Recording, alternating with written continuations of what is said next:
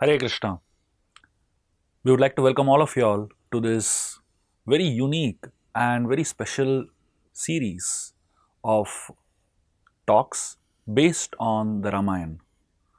Ramayana is one of the most powerful and most impactful stories in the history of the world. This is called a Itihas.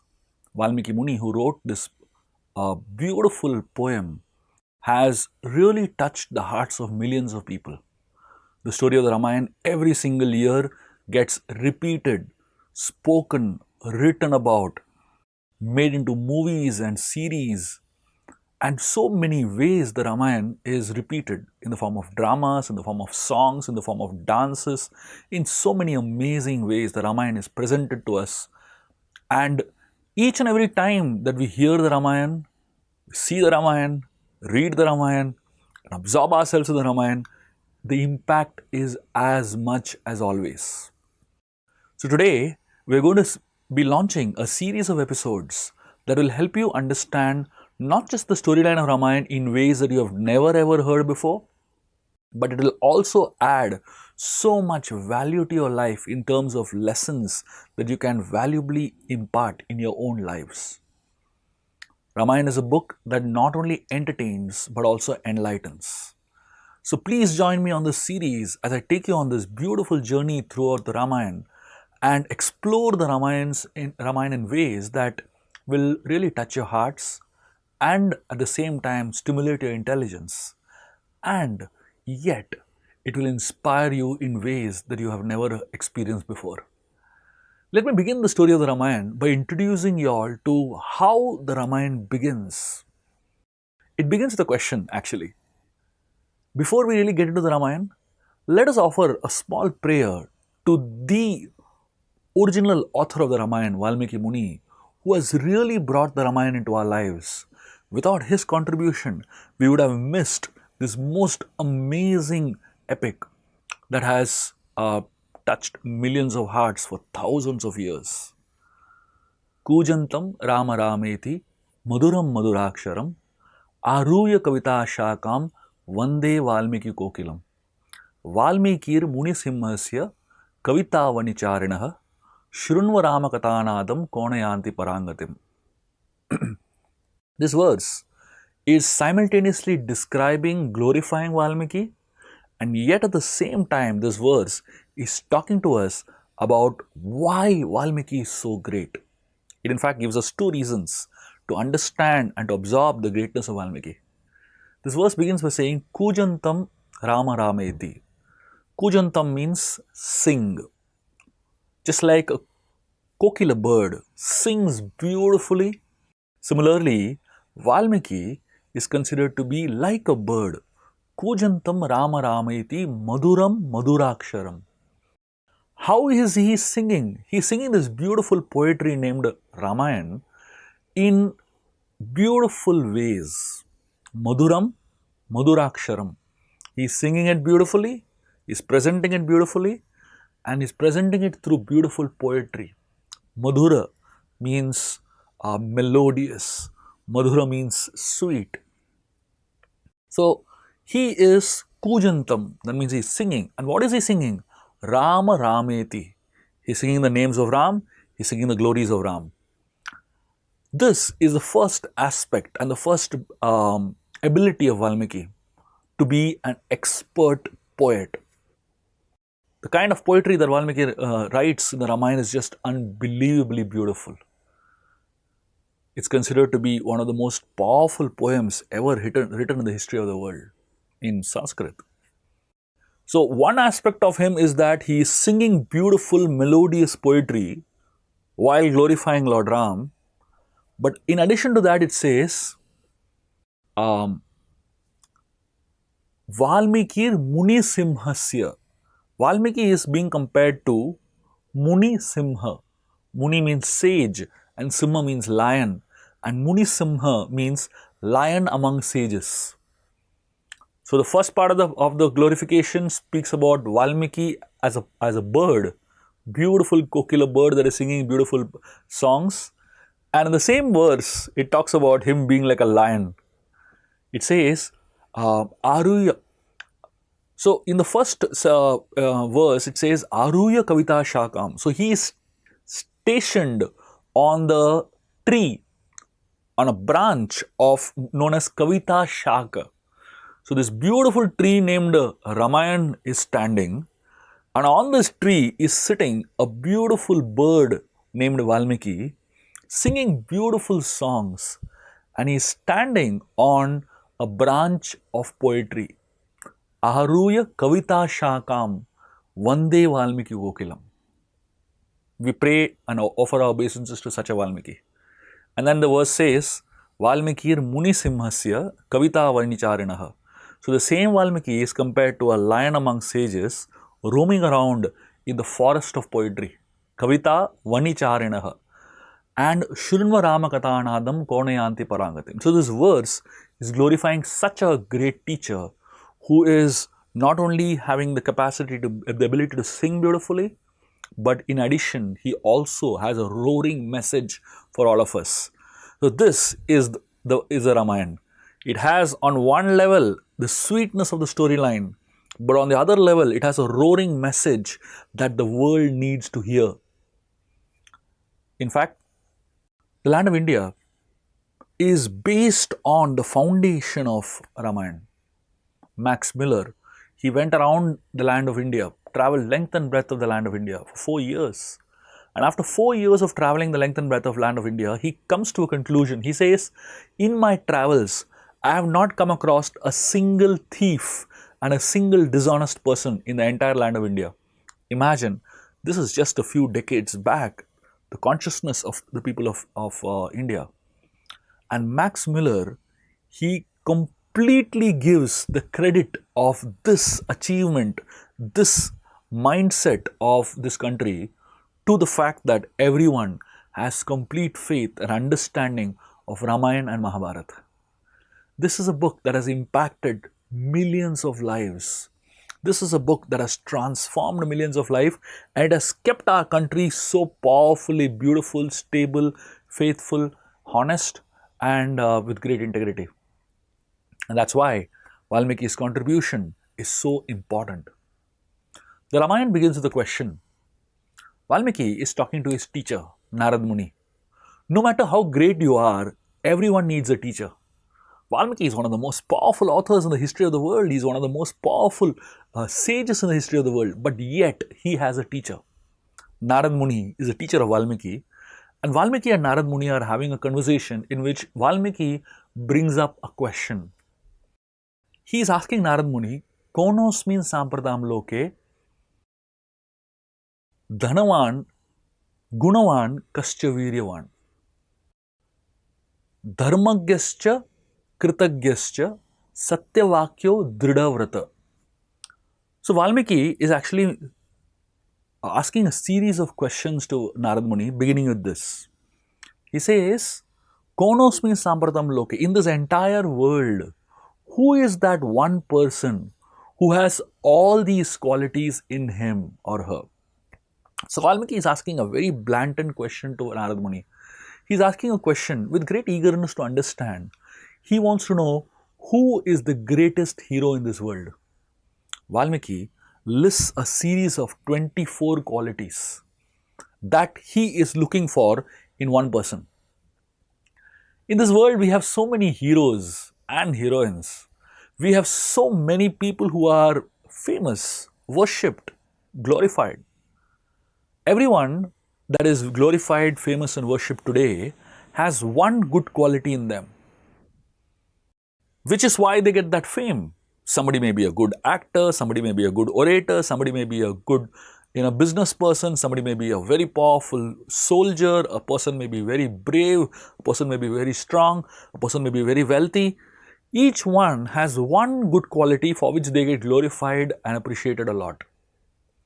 But the interesting part of all these people is that though they have one quality that is very superior, that makes them unique, but they also have so many qualities that are not so great, not so beautiful, and not really something that people would appreciate. So most people settle down for a hero, settle down for a for someone who is the idol of their life, who has one good quality and many bad qualities. But Valmiki doesn't want to do that. He begins to ask his teacher this question: who is that person who has all the 24 qualities in completeness? And the interesting thing is, the list of qualities that Valmiki mentions are exhaustive. Anyone who has all those qualities is the most amazing person in the universe. When Valmiki asks this question to his teacher, Narad Muni hesitates for one moment. He's actually not hesitating. He is thinking. He's absorbing his mind. He closes his eyes actually and just feels the question of Valmiki. Very intensely feels the question of Valmiki, because this question is a loaded question. And this question immediately reminds Narad Muni of one person who actually has all these qualities in completeness in him. And the moment Narad Muni remembers that one person, he has tears in his eyes. His limbs are trembling. His hair is standing on end. His voice gets choked. And that is why Narad Muni hesitates for one moment. And after that one moment of hesitation, one moment of actually experiencing these ecstatic symptoms, Narad Muni then speaks out the word. The person who actually has all these qualities in completeness, Narad Muni says it is Ram. And then Narad Muni goes on to tell the entire Ramayana to Valmiki Muni in 100 verses. Actually, the entire Ramayana is encompassed in those 100 verses that Narada speaks to Valmiki. That is the original Ramayana. Actually, Valmiki is such an amazing person, such an amazing author, that even before he introduces the entire Ramayana, he narrates the entire Ramayana through the mouth of his teacher in 100 verses. What an amazing way to introduce a scripture to the world through the mouth of his own teacher. Whatever we learn in this world, we learn it through our teachers.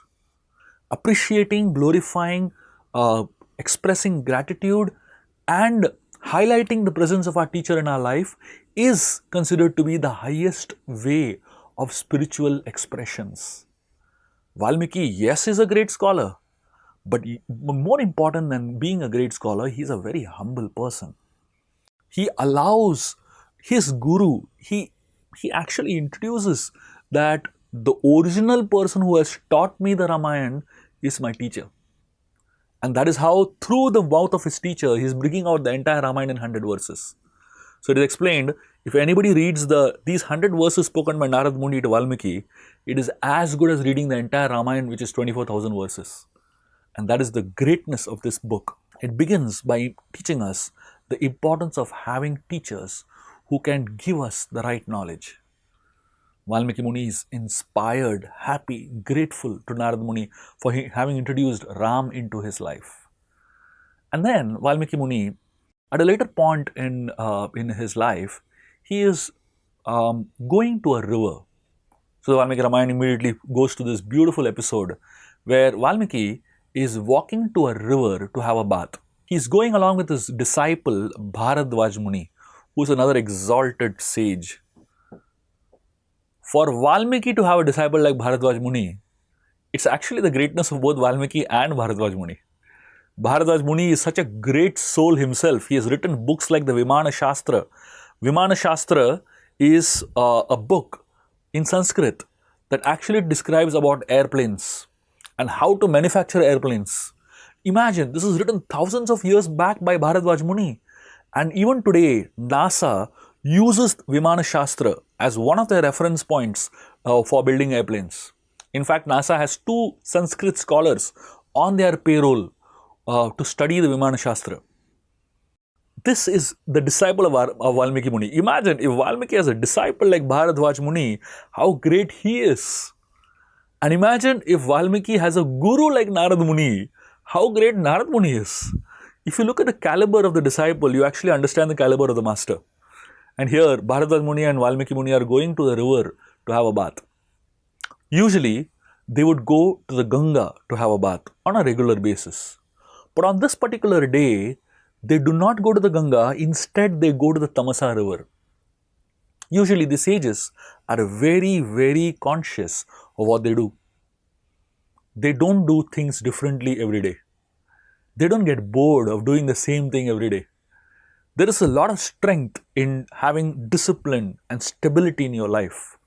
When every single day you do the same thing, it actually makes you very powerful internally and it makes your mind very strong. The great sages have discipline in their life, and every single day they follow a standard way of living their lives. And every single day, when these sages live their lives, they follow this exact same pattern, because this stability and the same pattern, the regulation, makes them stronger and makes their spiritual life more powerful. So, usually, Valmiki and Bharadwaj Muni would go to the Ganga river to have a bath. But on this particular day, something within them inspired them to go to the Tamasa river. When great sages do anything exceptional, we should understand that there is a divine force behind it. The sages are directed by the Paramatma within their hearts. And because the Lord within their heart is so actively manifested, when they do anything out of the ordinary, anything out of the regular, it simply means that they have been directed by the Paramatma. So they went to the Tamasa river and they entered into the Tamasa river. When they entered into the Tamasa river, Valmiki saw that that section of the Tamasa river was little dirty. There was a little mud in it. So a little dirt around that. So Valmiki Muni said to Bharadwaj Muni that let us enter that section of the Tamasa river which is clean like the sage's mind. Imagine what he's saying, what an expression. A river which is clear, crystal clear water, completely serene, represents a sage's mind, which is also serene and beautiful, transparent, clear. So then they went from one section of the Tamasa river which was dirty to another section of the Tamasa river which was very clean and spotless. And they were having a bath in that section of the Tamasa river. And as they were having a bath in that section of the Tamasa river, Valmiki Muni, on the other shore of the river, he saw on the tree there were two birds. These two were a very special species of birds known as the crowncher birds. Crowncher is not a species that is very often seen today. Crowncher birds have a very interesting speciality. The speciality of the crowncher birds is that when a male and female get together, they never separate from each other. In fact, they do not have any other partner for the rest of their lives. They just are loyal to each other. That's the speciality of the crowncher birds. So Valmiki was seeing these two crowncher birds together, a male and female. Now we might wonder, why do sages have to think about male and female crowncher birds together? And Valmiki was smiling because he was seeing manifestation of love between them. Love exists everywhere in this world. And love is one of the most powerful factors that unites the world. Valmiki, though he was a sage, though he himself was away from all these aspects of love and feelings in this world, but he still had appreciation when he saw a manifestation of true love. Because the most powerful force in this world that can counter all the negative forces of greed, jealousy, hatred, envy, and all these negative forces is love. Because love helps a human being become selfless and rise above petty thought processes. Valmiki was just appreciating the love between these two birds, because all love in this world is a manifestation of the original love that the living entity has for God. That original love manifests in this world in the form of other aspects of love. So Valmiki, when he saw these two birds were so loving to each other, he actually became happy to see a manifestation of God's love in this world. And exactly at that point, a hunter shot an arrow and killed the male bird. The male bird was in agony. The female bird was in agony looking at her partner die like that, miserably. She was screaming and shouting in so much pain. Valmiki was a soft-hearted person. And being a soft-hearted person, from his mouth came out a curse. he was so disturbed that the hunter destroyed a beautiful scene like that, created such a violence like this. This world is filled with joy and sorrow. This world is filled with love and cruelty, and both exist almost simultaneously. Valmiki, when he saw that, he just uttered out a curse. And the curse that came out from Valmiki's mouth was in the form of a beautiful poetry. And even in the most angry spirit, the most angry moment of his life, Valmiki was able to compose a poetry. Usually, when we are angry, we cannot compose anything beautiful, isn't it? We become destructive. Hardly we are constructive when we are angry and upset. But Valmiki was such a controlled, self controlled sage that even in his peak of anger came out something so constructive as a verse. And Valmiki cursed the hunter that he who has caused so much pain to this bird, he said he will be doomed forever. Valmiki felt very bad for what had happened. Not just for what had happened to the birds, but he also felt bad for the fact that I actually got angry. When you get angry, the immediate thing that follows anger is guilt. So now Valmiki Muni was coming back to his ashram, carrying the guilt in his heart that why did I get so angry for something that is so small? And he was coming back, and throughout his journey back, in his mind was playing this verse again and again and again. The curse was actually a verse. The shoka of Valmiki Muni had become a shloka. So as he was coming back to his ashram, there was constantly the verse playing in his mind. He was not able to get it off. And then he reached the ashram and he was teaching his students, and again the curse was playing in his mind. At that time, Lord Brahma appears on his swan carrier. So Valmiki is amazed that the secondary creator of this universe, Brahmaji himself, is appearing to his ashram. Brahma comes, tells Valmiki Muni that please chant the verse that you just narrated, that you spoke to the hunter, cursed him. And Valmiki narrated it. And Brahma said, this will be the first verse of the Ramayana. And Brahma actually empowered Valmiki and he instructed Valmiki that he should write the Ramayana, the entire story of Lord Ram, in the same meter that the curse verse was composed in. That particular meter is known as Anushtup Chandaha. Brahma blessed Valmiki Muni that he will remember every single incident. He will actually experience every single emotion of all the personalities involved in the Ramayana, and he will be able to compose a perfect poetry. Valmiki, in accordance, composed the Valmiki Ramayana, 24,000 verses, 640 chapters, and each verse is in the exact same meter that the original curse was in.